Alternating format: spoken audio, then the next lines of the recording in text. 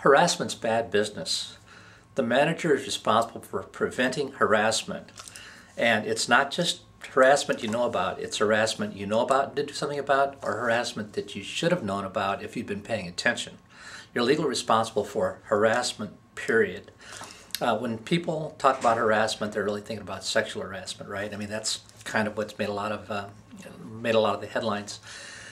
Well, I would tell you this, there's two kinds. There's quid pro quo, give me sex or you don't get a job or promotion or something like that, or there's hostile environment.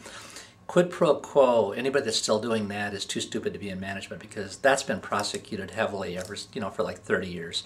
So anybody that's still doing that is just, they're not paying attention.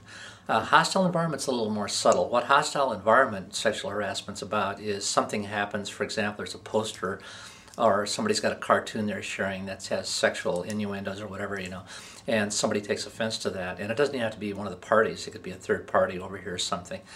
The real issue, though, is sexual harassment, just all harassment. Sexual harassment, though, is really problematic because it will just take all your time. It destroys relationships. It destroys productivity. It's really bad business, and it's escalated.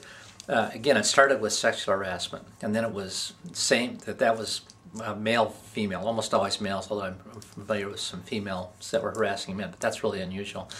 Then it was males harassing males, okay? And then the last one was just a few years ago. It had to do with schools. Basically, anytime there is any kind of harassment going on, you, the manager, are responsible for stopping it, okay? And again, it's not just what you know about. If you've heard about it, or if you would know about it if you were paying attention, what that's about is you can't say, I'm ignorant, I didn't know what was happening. Okay, if it's happening on your watch, you are going to be legally liable, legally responsible. So harassment is really bad business, and you want to be on top of it, and you don't want to let that happen.